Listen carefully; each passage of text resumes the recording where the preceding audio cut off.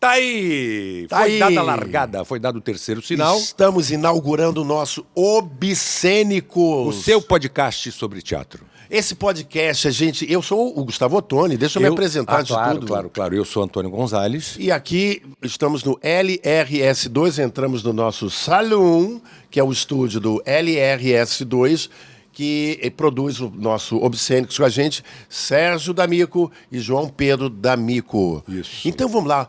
Antônio, por que a gente resolveu fazer um podcast sobre teatro chamado Obscênicos? Bom, porque a gente achava... Gostou da pergunta? Gostei da pergunta, me pegou de surpresa. Não era isso que eu estava preparado para responder, mas vamos lá. A gente achava que era muito importante a gente falar da contundência que o teatro ainda pode ter nos dias de hoje. Entendeu? A gente está vivendo tempos bastante sombrios e a gente acha que o teatro ainda continua sendo um ótimo espaço para se discutir, para se ventilar, para se propor. Para se pensar. Para a gente se divertir também, de uma forma para a gente criticar, né? Exatamente. Rir um pouco da gente também, chorar da gente, rir da gente. E a gente resolveu fazer esse podcast também para falar com você de uma forma direta, de uma forma muito descontraída, muito clara, sobre os aspectos do teatro, né? Sobre as coisas que envolvem essa arte milenar e que é tão pertinente a nós humanos. O teatro existe, é feito desde que... O homem é homem. Desde que o homem é homem, entender de tempos imemoriais, né? Então essa manifestação, ela continua pujante hoje, século XXI, com toda a tecnologia, com todos os aspectos, com todo esse mundo louco, o teatro continua vivo, continua existindo, continua sendo interessante. E a gente quer falar para você exatamente desses aspectos, através de convidados, através dos nossos temas. A gente está propondo que cada podcast nosso tenha um tema interessante, um tema que possa interessar a você que gosta de teatro, que se interessa por teatro, que quer fazer teatro. Eu estou pensando em fazer teatro. Escuta a gente. E a gente quer falar também com você que não gosta de teatro, que acha que não gosta de teatro.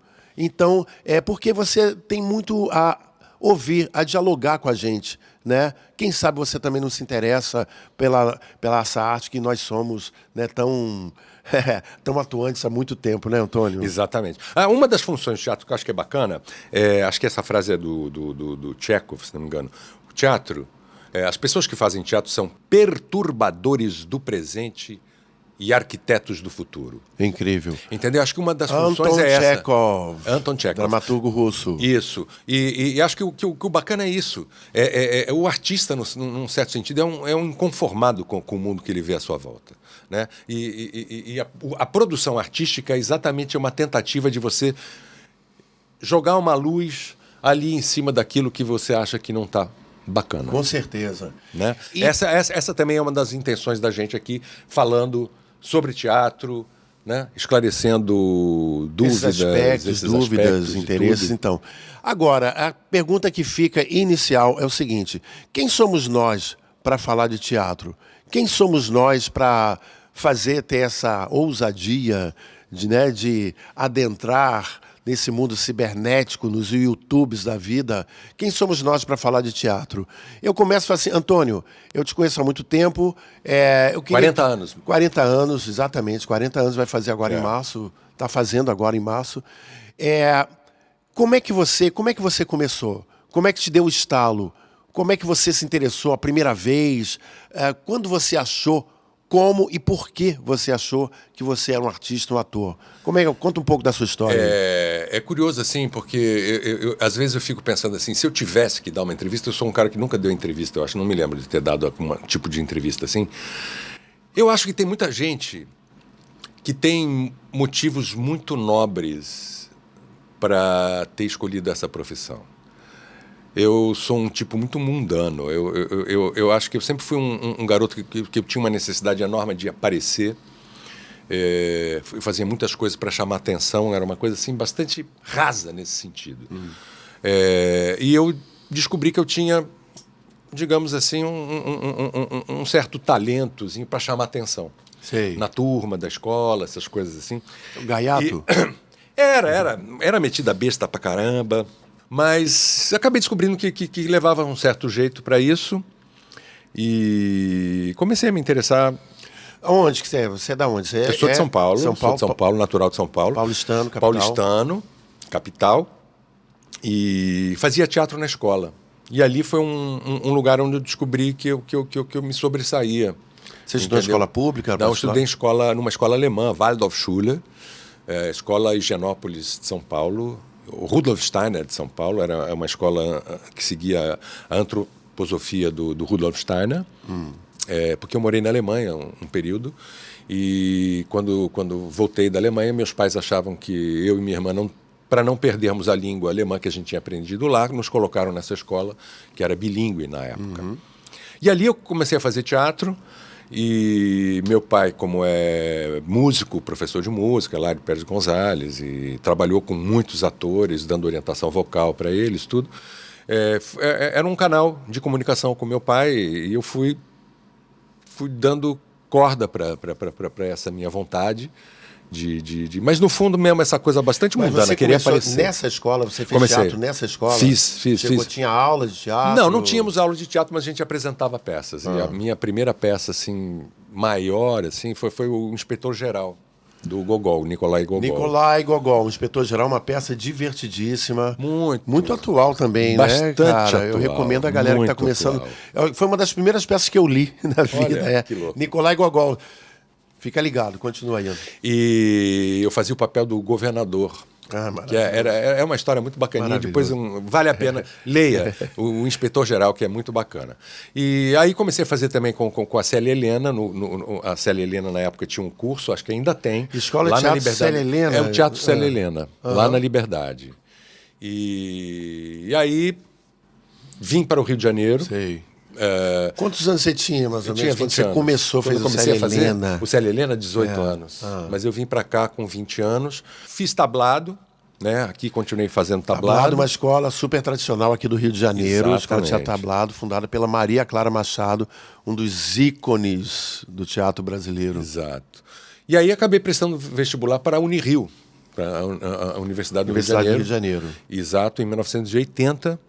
E aí, cara, Foi o teu portal de entrada? Foi, assim. digamos assim, meu portal de entrada. Mas você passou um tempo na televisão. Eu passei um tempo trabalhando como assistente de direção. No mínimo 10 anos, não foi? Foi de 2002 a 2015. Foram 13 anos. 13 anos de televisão. 13 anos fazendo só televisão. Imerso na televisão. Exatamente. E voltei agora em 2016. Sei. Né, com O Último Lutador. Estou fazendo agora a peça do casamento, do Edward Albee. Enfim. Antônio, essa galera, por exemplo, é importante falar isso para a galera que está começando, que né, se interessa em começar a fazer teatro, né? Que essa questão, outro dia alguém me falou da importância do teatro infantil para a galera. Não, bom, a importância para o público é indiscutível, enfim. Mas para o profissional, essa pessoa me falou assim que o teatro infantil é o primeiro nicho de mercado que se oferece a um ator que está iniciando a carreira. Você acha? Você começou assim, uma das suas primeiras peças? Eu fui fazer teatro infantil, eu já tinha feito várias outras peças. Eu não fiz muito infantil, não. Eu devo ter feito umas 5, 6 peças infantis só. Sei. Entendeu? Mas eu via teatro infantil, me lembro de Conto Xiripite-Fláutico. Meu Deus, como é que repete esse nome aí, Conto cara? Xiripite-Fláutico. Vi no Teatro de Arena, lá em São Paulo. Com Everton de Castro, cara. Olha, um grande ator, Everton de Castro. Um dos maiores atores que eu já vi ao vivo. Em performance ao vivo, ele fazendo o Homem-Elefante era uma coisa assim extraordinária, porque ele não usava a história. O Homem-Elefante é a história de um cara, John Merrick. Tem um filme também, é um cara que tinha uma doença, se não me engano. que ele era todo deformado, e no filme eles usam muita maquiagem, é um trabalho maravilhoso, deve ter ganho vários prêmios de maquiagem e tal. No palco, o Everton de Castro não usava maquiagem nenhuma, cara. Ele usava só uma fralda. E a transformação você via. E ele ficava assim. Cara, e o segundo ato começa com um sonho do médico dele, achando que ele, médico, é anormal. E o normal é o Merrick. E aí o Everton de Castro está com um jaleco, ele dá uma palestra explicando as anormalidades do médico. Sei. E o médico, quando acorda, o Everton de Castro só tira o avental e na tua frente ele vira aquele monstro, cara. É impressionante. Mas a gente estava falando o quê mesmo? Quando a gente está falando assim, você, nessa tua trajetória, você tem, assim, quem são as tuas referências, assim, de ator, assim, que você acha, assim, que é... Pois é, não sei. Bom, o Everton você já falou, é um... Sim, eu não sei. É uma puta referência. Esse uma cara referência, aí com foi, certeza. Mas ele tá num grau assim tão... Eu coloco ele tão lá em cima. Trabalhei com ele na Record. Eu, como assistente de direção, nossa, fiz 2 novelas com ele. Era um cara assim muito... né? Um cara assim muito simples, entendeu? Aquele talento todo e aquela simplicidade. A filha dele, a Thalita Castro, também estava lá na Record, fazia com a gente também. Não sei, realmente eu não sei, cara. Eu sou um cara... Eu sou um iniciante ainda. Na minha profissão. Fazer teatro é uma profissão onde você é um eterno iniciante, né? Eu costumo dizer isso, né? Porque você, especificamente assim, mais especificamente falando do trabalho do ator, né? Por que um eterno iniciante? Primeiro que você vai fazer textos que você não, a princípio, não trabalhou antes. É uma coisa nova para você. Você vai lidar com épocas, com ambientes novos. Pessoas diferentes. Pessoas diferentes, novas. Colegas novos, diretores que você que vão tentar te passar uma forma de trabalho, uma estética de trabalho diferente daquele que você trabalhou na peça anterior. Ou seja, você tem que aprender a trabalhar com essas pessoas, com essas estéticas. Mas você já se conhece um pouco, né? Você tem... essa é uma questão, assim, a gente se conhece um pouco, mas, por exemplo, eu gosto de falar assim, por exemplo, eu tento me zerar. A cada vez que eu começo um trabalho novo, Você consegue se zerar? Olha, totalmente acho que ninguém consegue. A gente sempre carrega, mas eu tento sempre estar assim, tipo, botar na minha cabeça, tipo, eu não sei nada. Sim, eu não isso sei. Aí sim. Eu tenho que entender o que está me sendo proposto, né, para aí começar, né, a interagir. Eu acho que é importante nesse momento a gente saber ouvir. Isso é importante. Porque quando você está falando assim, se zerar, eu acho que é legal essa coisa de deixar vir. Isso. Estar aberto ao diálogo. Estar aberto ao novo, entendeu? Já não querer colocar... Eu acho que eu tive sempre muita dificuldade com isso. De se zerar e saber ouvir o que é que está vindo, entendeu? Sempre já querendo botar o que eu conheço de mim, já querendo botar isso, entendeu? Sei. E agora eu estou aprendendo a não fazer isso. Entendeu? Porque você, fazendo a comparação com um músico, né, com um cantor, né, o cantor, ele só se afina, ele só é afinado se ele escutar. Né? A escuta para o músico é uma coisa importantíssima. Da mesma forma como é para a gente, né, nós atores. Né? Se a gente não tiver esse sentido da audição bem trabalhado, bem aberto, eu acho que isso pode vir a atrapalhar, entendeu? Um processo. Quer ver? Eu vou dar um exemplo assim, como eu funcionava, por exemplo, lendo um texto, né? Então, por exemplo, uma cena de dois personagens, você e eu aqui, aí você está lendo a tua fala, e eu, em vez de estar ouvindo, eu já estava lendo a minha fala para preparar como é que eu vou falar isso daqui. Exatamente. Entendeu? Então, acho que essa é uma cilada foi um que a gente tempo cai há pouco tempo que eu comecei a falar, não, deixa eu ouvir o que esse cara está falando, e aí sim que eu vou ler. Porque, de acordo com o que você me disser, o jeito que você me disser, eu vou dizer o que eu tenho para dizer depois. Exatamente. Né? Eu ficava já me preparando, sem estar ouvindo o que você está me dizendo. Porque eu só vou dizer isso daqui porque você falou alguma coisa. Exatamente, né? Eu só estou respondendo a você porque você está falando comigo. Houve uma demanda que eu às vezes não ouvia. Isso no teatro pode parecer uma coisa muito simples, e é. Você tem que lembrar que aquele texto ele não é para ser lido, ele é para ser escutado por uma plateia. Sim. Né? Ele foi feito para isso.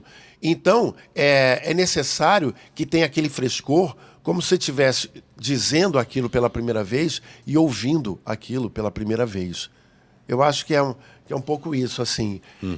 Então tá, só voltando à tua história, então. Aí você fez uma formação acadêmica. Sim, a na Unirio. Universidade de Eu passei Teatro da 4 anos estudando Universidade pública? Na universidade pública, uma faculdade... Foi maravilhosa. Acho que tem aquela coisa assim, você que faz a faculdade, né? Ela Isso. pode ter lá as suas O aluno faz a estruturas, faculdade. bons professores, condições para produzir. Para produzir. Entendeu? Pra Acho que é um iniciar. espaço maravilhoso para você ousar, porque você não tem nenhum Responsabilidade entrave mercadológica, exatamente, zero. entendeu? Você pode errar bacana, né? E tive a oportunidade de estudar, além de com você, Carolina Verguês, Glaucia Rodrigues, nossa, tanta gente, tantos alunos interessados, Pulsantes, entendeu? né? Curiosos, entendeu? Era gostoso demais estar ali naquela faculdade. Eu entrava meio-dia, era posto para fora meia-noite. Eu passava 12 horas por dia lá na faculdade, cara. Quase mataram.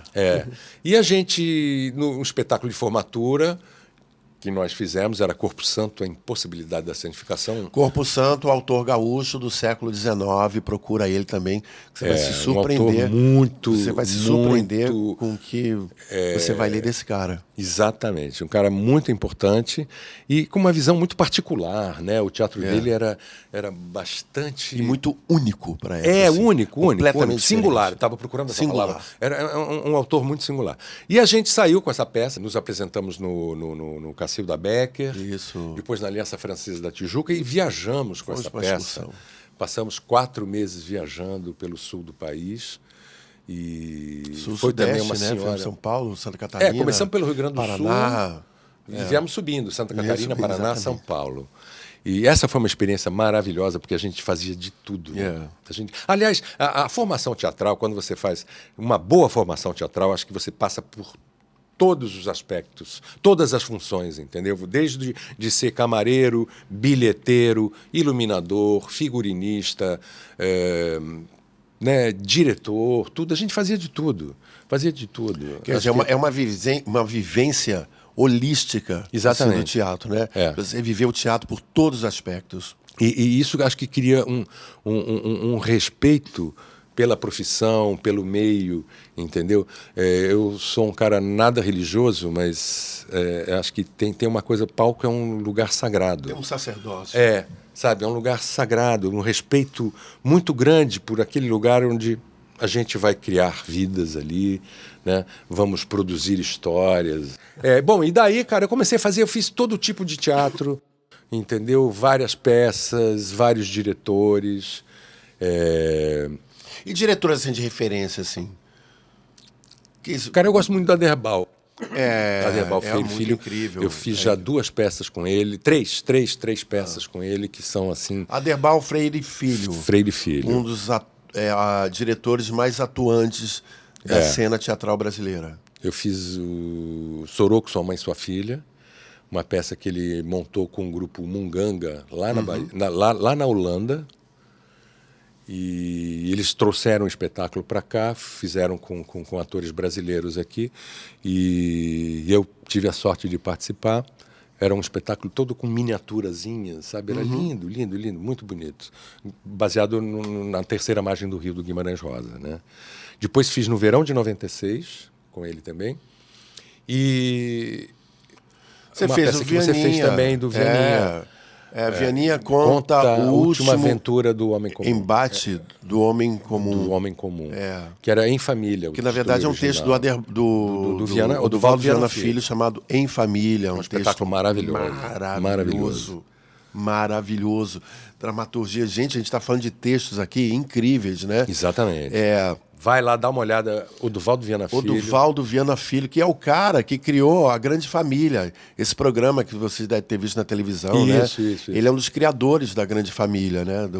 Lá nos anos 70, ele foi dos roteiristas, enfim.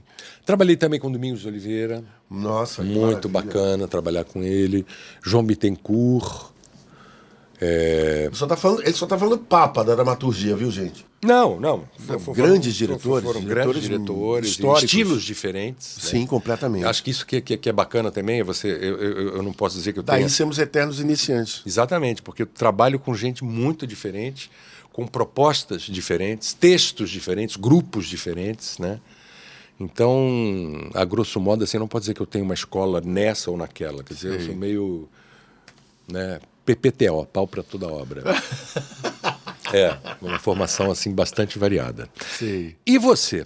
Agora é Eu? a sua vez, isso. Como é que você começou? Por que aonde que surgiu assim aquela coisinha assim, porra, quero fazer esse negócio? Cara, eu sempre, desde tenra idade, é uma coisa engraçada, estranha, né? Eu sempre achei que eu era um artista. Desde que eu sou pequeno, desde que, né, eu sempre fui um pouco delirante, assim, né, de criar mundos paralelos, criar... Tem histórias assim, incríveis de coisas que eu criei assim, na minha infância e tal, né? Então tinha sempre um pé assim num outro lado, vamos dizer assim. E eu achava que isso era uma coisa, eu sempre me fascinou muito, principalmente, começando pela música, né? Eu sempre achei que eu seria um cantor, né? Então me interessei desde cedo, primeiro Jovem Guarda, aí da Jovem Guarda te leva para os Beatles, né, no início dos anos 60, aí o rock and roll toma uma dimensão assim, né? Aí abre um portal gigantesco, né, assim de possibilidades, de possibilidade de pensamento, de reflexões, né? Uma coisa louca, né? Ao mesmo tempo eu era muito religioso, eu ia à missa, até os 15 anos eu ia à missa todo domingo, né?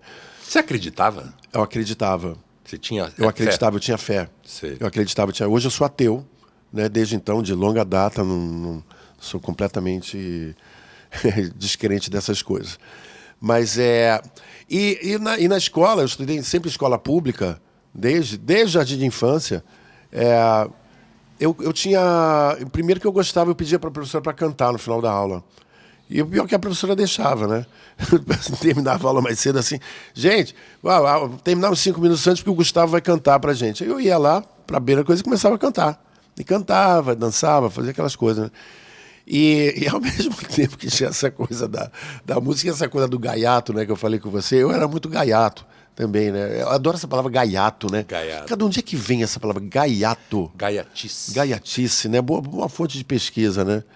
E eu era muito gaiato e eu tinha, assim, o saudável hábito de imitar os professores. Eu imitava os professores e a galera ria muito, né? Então tinha sempre, além do showzinho, né, que dava assim de cantar, né? Na hora do recreio, coisa e tal, eu começava a imitar os professores e tal. Aí a galera falava, nossa, poxa, você dá pra ser ator. Você cara. leva jeito, né? Você é leva engraçado, jeito, isso também né? me falava. Você leva jeito. Você leva jeito, né, cara? É engraçado. Levar jeito. Levar Não levo jeito, nada, né? cara. Cara, será que esse jeito é pesar? Cabe numa bolsa, esse jeito, enfim. Aí eu levava jeito. Aí, e aquilo sempre ficou na minha cabeça, né? Cara, será que é? Mas, enfim. Família tijucana, classe média, né? Não tinha nenhum artista na família. Não tinha nenhum, zero. Essa foi uma das reprimendas que eu levei quando eu comuniquei que ia fazer teatro. Falando assim, mas não tem nenhum artista na nossa família, como que você vai fazer teatro? Aquelas coisas, né? Então eu ouvia isso, mas com família, classe média, tijucana, né? Na premissa de ganhar a vida, de resolver a vida, né? Eu fiz escola técnica federal, né? Celso Cove da Fonseca, eu fiz edificações lá. Na escola técnica, então, esse negócio de imitar professor foi desenvolvido assim, cara, com muita intensidade, entendeu? Era uma diversão, cara. Eu me diverti muito na escola técnica, que tinha uma turma, assim, um bando de malucos, né, também, isso com 13 anos, 13, 14 anos, né? E a gente se divertia muito eu imitando os professores. Tinham professores muito engraçados, ou eu que fazia eles engraçados, sei lá. Eu sei que a gente ria muito, cara. E mais uma vez eu via, nossa, você leva jeito e tal. Daí já tinha começado a aprender a tocar violão, já tocava um pouquinho. E vamos lá, né? Mas tem que ganhar vida, né? Edificações, próximo passo, engenharia civil. Aí fiz vestibular para engenharia civil, estudei 2 anos de engenharia civil, né, em 2 faculdades. E ontem eu estava lembrando, eu fiz 5 vestibulares, né? Eu só não passei no primeiro. Depois os outros todos eu passei. Aí fiz engenharia no Lisboa, depois fiz engenharia na PUC, depois eu fiz outro vestibular, fiz física na UERJ, estudei 2 anos de física na UERJ. Aí lá na UERJ eu conheci grandes artistas, né? Pessoas assim que hoje, né, são físicos e tal, mas engraçado, os físicos que eu conheci, eles tinham um interesse na arte muito grande, cara. Era uma coisa assim que, nossa, que assim, atiçava a minha curiosidade, né? E eu falei assim, será que eu sou isso também? Enfim, na faculdade de Física, com uma semana, 10 dias de faculdade de Física, eu vejo um cartazinho escrito assim, interessados em participar do grupo de teatro do diretório, comparecer dia tal, horário tal, na sala tal. Eu já estava pensando nisso, né? Caramba, né? Teatro, naquela época o vestibular tinha 2 opções, já tinha colocado minha segunda opção teatro, achando que eu não ia passar para Física. Só que eu passei para Física. Aí, você teria entrado 1 ano antes na faculdade, ou 2 talvez. 2 anos antes. 2 anos antes. Aí, isso, então em 78, né, já. Em 78 eu tô lá e entro naquele... Fui naquela reunião, eu nunca tinha feito teatro na vida, e entra na reunião aquele bando de hippie, de maluco, né? A gente vai fazer uma peça criticando a UERJ. O nome da peça era Ensino, as rachaduras do concreto. Porque a UERJ é uma faculdade que é toda em concreto aparente, aqueles prédios enormes e tal, lá no Maracanã, aqui na Zona Norte do Rio de Janeiro. E era criticando o sistema, né? Isso, nós estamos no final da ditadura, né? Movimento estudantil e tal. E era uma criação coletiva, quer dizer, criação coletiva, as pessoas escreveram o texto já estava pronto, né? Já tinha sido escrito por aquele grupo. Beleza. Então lá, né? Quem está interessado, aí começamos a ensaiar. Aí tinha nessa peça, tinha um professor de OSPB. O que é OSPB? Organização Social e Política do Brasil. Era uma matéria que tinha na escola, né, na época da ditadura. Todas as escolas tinham essa Todas matéria. as escolas tinham essa matéria, OSPB. Na época da ditadura. Né, que era uma... Exceção de era uma linguiça. escola com partido. Era uma escola com partido, para usar, né, um linguajar bem atual. E esse professor de USPB, ele era nazista. Olha que coisa, cara. Eu não tenho esse texto hoje, cara. Se perdeu, mas ele seria de uma atualidade incrível. Então era um professor de USPB que entrava com aquele casaco. Eu tinha um casaco, né, militar, uma suástica desenhada em branco com giz, né? A produção era isso, né? E esse professor, ele começava muito calmo, né? Ele começava muito calmo, só que ele ia enlouquecendo. Ele começava muito calmo, muito sensato, falando do ensino, da situação política, e ele ia enlouquecendo, se transformava num monstro, né? E terminava assim aos berros, em cima da mesa, quebrando tudo, assim, um nazistão, um fascistão, sabe? Né? Gozando assim, era uma grande crítica, e era muito engraçado, ao mesmo tempo era muito engraçado que as pessoas se divertiam com aquele, com aquele louco daquele professor, né? E quando eu li, era um monólogo, era uma das cenas, e ele tinha um texto que a gente em teatro chama de bife. Bife em teatro é um aquele grande, texto muito grande. Entendeu? Textão. Caramba, eu tenho um bife para decorar hoje, né? Aquele textão, né? O chamado hoje textão, né? E eu li aquilo, era 1,5 páginas de texto, eu li aquilo e falei assim, aquele garoto, né, que nunca tinha feito teatro na vida, chegou e falou assim, eu quero fazer esse papel. Aí o diretor da peça falou assim, não, esse papel é meu. Eu falei assim, eita, né? Bom, mas eu não sei o que bateu em mim ali naquela hora, naquele momento, olha só que coisa, né?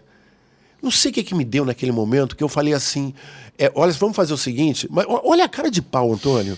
Olha a cara de pau, cara. Eu queria ter essa cara de pau hoje. Eu preciso dessa cara de pau hoje. Você tirou o papel, cara? Não, eu falei para ele assim, foi mais ousado. Eu cheguei para ele, olha só, vamos fazer o seguinte, vamos ler em voz alta. Você lê uma vez, eu leio outra, e o grupo todo mundo decide. Já que é criação coletiva, né? O grupo decide quem vai fazer esse papel. O cara achou assim, quem é esse moleque, rapaz? Tá bom, beleza. Aí ele falou assim, eu acho que eu falei assim, eu leio primeiro. Aí li. Quando eu li, acabei de ler, o cara falou assim, é teu o papel. Ele mesmo falou assim, é teu. Que legal. Não vou nem ler, cara. Entendeu? E ali... Generoso e humilde. Generoso e humilde, né? E ao mesmo tempo fui muito ousado, né, cara? Sim, mas tem que ser. Tem que ser, né? Tem que ser. E aí eu me lembro que ensaiamos. A primeira apresentação foi feita no restaurante da Faculdade de Medicina, ali no Hospital Pedro Ernesto. Pedro Ernesto é que fica em Vila Isabel ali? Acho que é. que é o Hospital Universitário da UERJ, né? Foi feito na hora do almoço. A peça foi feita na hora do almoço no restaurante, né? Então, literalmente, eu acabei a peça subindo na mesa, assim, né? E eu me lembro, cara, que foi... Tava cheio o restaurante, tava cheio, né? Cara, quando eu terminei de fazer essa cena, cara, rompeu um aplauso. Assim, cara, mas era aquela coisa inesquecível. Uau! Entendeu? Eu falei assim, caramba, que é isso? Entendeu? Eu me fascinei com aquilo. Falei assim, caraca, é isso que eu quero fazer na vida. Entendeu? Assim, eu me seduzir pelo esse tipo de esse tipo de manifestação, de manifestação, quer dizer, ter falado aquilo tudo, fazendo aquela crítica, aquela coisa toda e ter essa volta, né? Quer dizer, entenderam, eu passei a mensagem, eu me comuniquei, eu falei, eu criei, isso aqui é uma criação minha, ok, o texto não é meu, mas esse personagem louco, fui eu que fiz. Que poder é esse, cara? Entendeu? Que coisa, né? Que sensação de poder. Mas não é um poder assim, não é um poder ditatorial, coisa. É um poder assim de possibilidades. Quantas possibilidades, né? Como nós somos dotados de um poder latente de criação, né? Isso para mim é uma coisa. O artístico reside um pouco aí, né? Que é essa coisa que a gente tem, que não tem dimensão direito do que é, né? E que nos possibilita criar, possibilita a gente sair da gente, de ser um outro, né? Isso para mim é muito marcante. Aí eu fiz aquilo, né? E eu falei assim, pronto, cara. Acabou, cara. Agora e aí, cara? Rapaz, cara, isso eu tinha. Eu te falei, já 18 anos. 18, não, 20, já estava com 20. 78 já estava com 20. A gente deve ter estreado, eu devia ter 1 mês e meio de faculdade de física. Babau, cara. Não assistia mais aula, entendeu? Passei 2 anos lá cabulando aula, sendo reprovado, entendeu? E aí já entrei em grupo de teatro na Tijuca, aí começou aquela... Aí, cara, não dá para continuar nessa vida, entendeu? Eu tenho que fazer né? E eu sempre gostei de estudar. Eu achei que eu tinha que ser ator, eu tinha que estudar. E não sabia nada de teatro também, cara. Não tinha artista na família. Mas você trabalhava também, quando eu te conheci, Trabalhava. Esusa? Trabalhei na Esusa, a firma de engenharia. Esusa, que duplicou a estrada Grajaú-Jacarepaguá. Nossa, a Esusa fez grandes obras. Eu trabalhava na Esusa, trabalhava no corpo técnico lá da Esusa. Trabalhei também na Gomes de Almeida Fernandes, construí Nova Ipanema, Novo Leblon. Trabalhei na construção desses prédios. Sei. Né? Construí uma casa no Novo Leblon. Fiz projetos. Fiz curso de desenho e cálculo de concreto armado, era calculista de concreto armado, essa loucura toda, né? Trabalhei numa firma Planorcom de projetos, onde eu era desenhista. Então, com 1 mês e meio, já comecei a matar aula e fui vou encarar um outro vestibular e vou fazer prova para a Escola de Teatro da Unirio, porque eu não sei nada de teatro. Não sabia nada de teatro. Olha, não sei nada de teatro. Falei a mesma coisa que tu falou agora. Ah, caraca. Obscênicos é maravilhoso, cada dia a gente descobre tanta coisa. Cara. E aí fiz a prova, passei, tinha teste de habilidade específica, você tinha que fazer cena, me lembro exatamente da cena que eu fiz, lembro de tudo. Isso é muito forte na minha memória. Sabe qual foi a cena que eu fiz? Qual foi? Habilidade específica era aquela cena que o cara tá tomando banho, se ensaboa todo... E acaba a água no meio. O cara termina todo ensaboado e não tem água para se... É mesmo? A banca era Nelly Lapor, Jan Michalski, Chico Fernandes e Pernambuco. Olha só, que maravilha. A minha Pernambuco era Pernambuco de Oliveira, que foi diretor da escola de teatro. decano. Jan Michalski, um dos grandes críticos de teatro. Roberto de Cleto. Tinha mais uma pessoa que eu não estou lembrado quem era. Enfim, a minha foi assim, os caras me mandaram fazer 2 cenas. Eram 2 cenas. A primeira cena é a seguinte, você está cavalgando, passando obstáculos. No último você cai. Aí lá fui eu. Eu achei que o cara... faz o papel da tua avó, do teu tio, interpreta um velho. A sua relação com o cavalo é antiga. Já é muito então, antiga, né? cara, Certo. entendeu? Muito antiga. Acho que desde... Mas aí você tinha o quê? Cara, como é que eu vou fazer, cara? Eu nunca tinha feito aula de teatro, nunca tinha feito nada. Aí eu... Se vira. Se vira. Aí eu fiz, né? Aí fiz. Aí, bom, eu já era músico, já tinha um pé na música. Eu falei assim, bom, eu tenho que fazer o som do... Como é que é o som do cavalo? Tentar fazer o som do cavalo com os pés, né?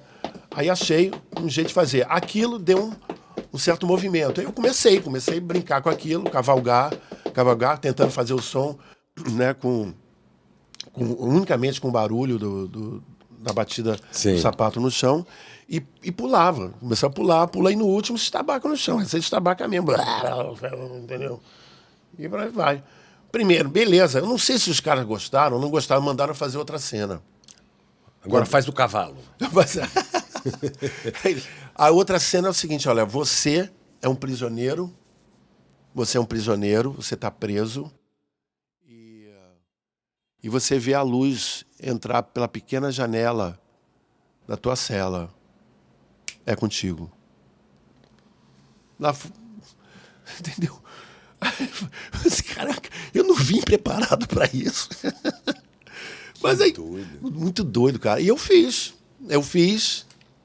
beleza, e passei. Aí fiz a escola de teatro na Universidade do Rio de Janeiro, na Unirio, e lá a gente se conheceu, lá foi o meu portal, né? Eu falo isso até hoje, todos os trabalhos, olha, cara, bota quase 100% dos trabalhos que eu fiz, tem alguma ligação com o Rio. Eu estou aqui fazendo Obscênicos hoje, em 2020, por quê? Porque eu conheci você na Unirio, não é? Exatamente. Eu estou aqui fazendo Obscênicos hoje, no LRS2, porque eu conheci Sérgio D'Amico na Fundação Oswaldo Cruz, que eu fui trabalhar na Fundação Oswaldo Cruz para tocar a parte de teatro do Ciência em Cena. Eles precisavam de alguém que tocasse teatro de formação acadêmica. Qual é a minha formação? Unirio. Aí você vai fazendo a coisa, tudo tá ligado. Tudo, né? Né? Para lá, entendeu? Não, tudo. Isso que você falou, assim, todos os trabalhos, alguma coisa tá lá. Tem um livro, você vai raiz, seguindo, né? tem uma linha. A raiz ali. Tem uma raiz que vai acabar ali, ou vai começar ali, tem de ser o nascedouro. Ali. Vou te perguntar aquilo que você me perguntou. Você tem algum ator que seja, assim, digamos assim, teu norte? Olha só, eu não vou dizer assim que ele é um norte estético, né, assim, de coisa, mas eu fiquei muito impressionado, isso antes de estudar teatro, quando eu fui ver Os Filhos de Kennedy, eu fiquei muito impressionado com a interpretação do José Wilker. Olha. Eu fiquei muito impressionado. Ele fazia o papel do Clark. Os Filhos de Kennedy é uma peça americana, que na verdade são vários monólogos que se intercalam, de pessoas contando o momento onde estavam e o que estavam fazendo no momento em que John Fitzgerald Kennedy foi assassinado em 62. Então era num... 63? Acho que é 63. Enfim, era num bar, e todos estão no bar, ninguém se relaciona com ninguém, e eles vão contando e vão imprimindo esse monólogo. Sabe que o Milor Fernandes depois fez os Órfãos de Jânio. Baseado exatamente. Nessa história... Exatamente. E aquilo impressionou muito, a interpretação do Wilker ali, assim, meu Deus do céu, cara. A gente conhecia Wilker da televisão, do cinema, né? E via aquela potência no teatro, aquilo me inspirou muito, cara. Entendeu? Então, assim, ele é uma referência. Eu tenho, assim, algumas referências. O nosso querido Jorge Doria, para mim, foi uma coisa assim, foi uma outra universidade, né? De ter passado 5 anos trabalhando com Jorge Doria, o grande ator que ele era, né? Todo mundo fala de Jorge Doria, do comediante, né? Do caqueiro, o cara que bota caco é aquela palavra que o cara... Aquela improvisação que ele coloca no meio da cena. Isso. Não é? E o Jorge Doria era o rei do caco, né? Mas o Jorge Doria, cara, ninguém fala do ator que ele era. Ele era um ator que, quando ele fazia, é engraçado, é tão maluco, que ele ia falar uma barbaridade, né? Ia falar uma barbaridade. Ele preparava aquela barbaridade que ele ia falar com uma seriedade, que eu olhava assim, gente, esse cara podia ser o maior ator do mundo, cara. Entendeu? E depois vinha com aquela potência, aquela coisa, e depois não lançava a barbaridade, a baixaria, entendeu? Que aí quebrava, destruía um teatro, entendeu?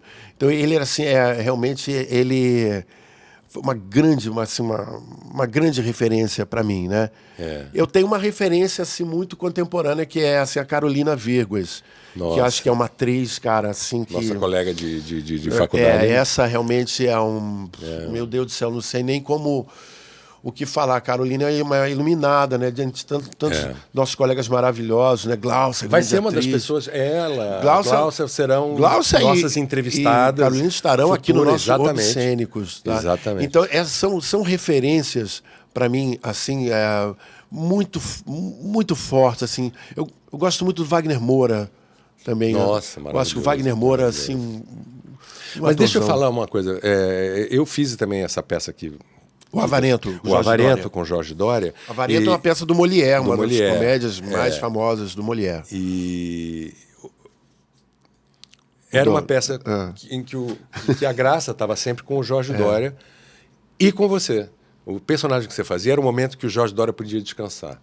E ele dava espaço para você. Ele foi muito generoso comigo. Foi muito generoso. Foi muito generoso. Acho que era também uma coisa assim, bom, agora eu posso dar uma descansada porque o público não precisa rir comigo, vai rir com você. Anos já. Né? E era um momento assim muito legal. E era tão bacana o que você fez que havia espetáculos que você não pôde fazer, você estava fazendo outras coisas. Eu fiz novela, fiz E filme. o ator que fazia no teu lugar conseguia muito efeito fazendo o que você tinha feito. Sim. Uma criação sua, ele fazia exatamente o que você Olha fazia. a coisa da criação que a gente está voltando a falar, né? Era muito bacana isso. Eu achava que isso me impressionou quando ele fez e funcionou, tudo funcionou. O público continuou rindo pra cacete, né? Muito legal isso. E passando para o lado dos diretores, né? O João Bittencourt foi uma grande referência para mim. Um diretor maravilhoso. O João Bittencourt, especialista nas comédias. Em né? comédia. Ele é também escritor, dramaturgo e tal. O Ivan de Albuquerque foi um diretor maravilhoso. Nossa. Maravilhoso. Grande figura. Trabalhei na maravilhoso. televisão com ele.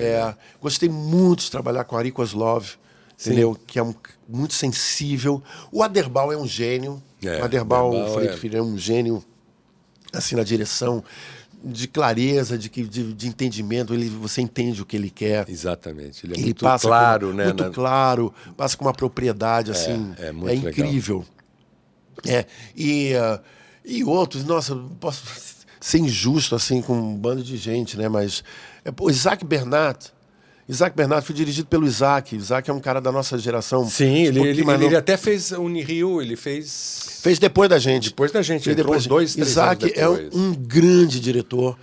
Aliás, é outro que a gente pode chamar A aqui gente tem que pro chamar ele programa. aqui, com certeza, né? Então, tem um rol assim imenso, né? E cada um desses diretores que a gente trabalha, a gente aprende muito. Por isso que eu falo a coisa do eterno iniciante, né? Porque a gente... Nossa, esses diretores que eu falei, né? Tão díspares, tão diferentes, né? E com cada um você aprende uma... Eu aprendi muito com comédia com a Cláudia Vale, também, que dirigiu, ela é comediógrafa, dirigiu várias comédias. A Cláudia tem uma mão para comédia, que é uma coisa assim muito precisa, muito... E aprendi muito também com ela... Principalmente a coisa do tempo. Às vezes você segurar aquele tempinho, sabe? É meio técnico, às vezes, mas você acaba introjetando e você acaba aprendendo aquilo também. Enfim, cara, é isso. Então, por isso... Zé Renato, outro diretor Zé Renato. que eu trabalhei também, que era uma... José Renato, uma referência. Uma referência, assim... Uma referência. Como marcava a cena, né? Esse era o A gente ensaiava, bom, hoje eu vou marcar. E a gente, porra... Marcar pra galera que não sabe, que tá começando, é onde você vai ficar. Posicionamento dos atores posicionamento, na cena. Movimentação, etc. E ele tinha isso com uma precisão. Era uma cena assim que tinham 10 personagens ali e ele marcava com uma precisão. Agora, era incrível. Vai estar aqui, tá. E facilitava a movimentação dos atores. A posição deles no palco facilita o entendimento da cena. Exatamente. Né? É favorecer o entendimento da cena. Exatamente. Isso que é bacana. Tudo que está em cena tá dizendo alguma coisa. Alguma coisa, né? Tudo que está em cena está dizendo alguma coisa. E o Zé, isso a galera também que quer dirigir, que vai começar a dirigir, né? Não exagerar, né? Entender o que a cena está dizendo. E a cena está dizendo através da palavra, através do ator, da criação do ator, da composição do ator e dessa movimentação também, né? Então, a sensibilidade do Zé era isso, ele comunicava, muito através do movimento, né? Muito. É incrível. Aí, quer dizer, então, a gente vai falar aqui muito nesses obscênicos, né? O Antônio vai falar muito, que cada convidado que aparecer aqui, a gente acaba inevitavelmente falando um pouco da gente também. Sempre, comparando. sempre, então, sempre. E a nossa história é muito longa, né? Bota 40 anos lá, 40 anos aqui, né? 40 mais 40 é mais que 80. E a gente vai falando e vamos mostrando por que nós somos obscênicos. Isso. Não é? No nosso podcast, você pode escutar ele no Spotify, no Apple Podcast, no Google Podcast, no Stitcher, né? Não, o Stitcher não tem podcast, só Stitcher, tá bom? Twitter, @obscênicos. No nosso Instagram, @obscênicos. O nosso e-mail, obscênicos, sem acento, tudo junto, @gmail.com. E no nosso canal no YouTube, se você quiser, além de nos ouvir, quiser nos ver, né? Tem o nosso isso também, diretor de imagem, João Pedro D'Amico, o famoso JP das imagens, entendeu? Que capta toda essa atmosfera aqui no nosso salão do LRS2. Você pode ver a gente também no YouTube, no nosso canal Ob-Cênicos. A gente vai ter vários convidados, como eu já falei. A gente vai ter o nosso quadro. Em alguns dos nossos programas, a gente vai apresentar o nosso quadro chamado História dos Teatros. Isso. Que vai sempre contar a história de algum teatro físico, né? Algum prédio. Né? Teatro da Galeria, Teatro Glaucio Rocha, enfim, Glaucio Gil. Vamos lá, a gente tem a nossa Rival, referência, enfim, o Teatro Rival. A nossa referência é o livro do José Dias, um grande cenógrafo. Que foi nosso professor também. Foi nosso professor de cenografia na Unirio. Ele lançou um livro que é um documento assim incrível, que ele conta a história de todos os teatros, com planta baixa, como foi inaugurado, quem inaugurou, com que peça, qual o elenco. É uma coisa assim, um documento... É um trabalho de pesquisa bem bacana. Nossa, muito legal. Trabalho assim, fantástico. Você falou de ousadia, né? Eu vou ser ousado agora. Eu escrevi uma oração do artista para mim. Entendeu? Aquilo que eu estava falando de... Quando você escreveu isso? Tem uns... Ano passado. Beleza. Ano passado. Que é para mim... Enfim... Então ver o que vocês acham. Olha, surpresa, isso não foi combinado não, viu, gente? Não, eu estava mexendo no celular, se alguém que estava vendo por ali estava um pouco de falta de educação, o outro está falando, ele está mexendo no celular, que eu estava procurando isso daqui. Que eu tenha sempre claro na minha mente que eu, como artista, sou um comunicador, um canal de transporte. Que eu consiga me despir de toda a vaidade boba, de tudo que é supérfluo, para que eu esteja sempre limpo e desimpedido, deixando fluir em mim a energia que quer passar de um mundo a outro. Gente, olha, eu tô... meus amigos. Uma coisa assim obscênico. Exatamente, de ser canal. De não querer, olhem para mim, eu sou o barato. Não, eu o barato sou canal, não sou canalha. É o que está atrás de mim e o barato é o público que está recebendo. Eu sou um instrumento. Eu sou um instrumento. Né? Que bonito isso, Antônio. Pô, que bom. Você me lembrou, cara, eu fiz escola de música Vila Lobos. Sim. Também. Você me lembrou e teve a aula inaugural, que foi no Teatro João Caetano, reuniu a escola inteira, né? Os professores se apresentaram. E o discurso do professor, ele fez um discurso que ele falou exatamente isso, né? Que falando sobre a questão da música, no caso, né? Do Vila Lobos, né? Ele fala que a música, ela existe, né? Ela está aí. Mas nós precisamos do instrumento. A guitarra, o violão, a bateria, a voz. Né? Ele fala assim, o instrumento sem a gente não é nada. Né? Não é nada. E a música que está na gente, que está aí, não é nada sem o instrumento. É um pouco isso que você está falando, dessa tua oração. Né? Acho que eu proporia voltar essa oração. Em alguns outros programas a gente vai voltar nela. Beleza. Muito legal. Então hoje... E tem um quadrozinho, né? Já falar dele, agora quer falar, manda ver, vai. Falei pra caramba, vai. Fala. Não, que é um quadro que a gente, no final do programa, a gente sempre vai deixar uma frasezinha para você pensar. Esse quadro chama-se Minhoca na Cabeça.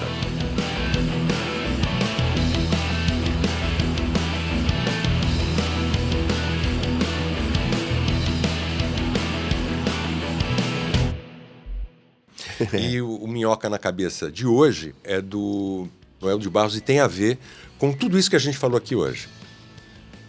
Posso me fingir de muitos, mas não posso fugir de mim.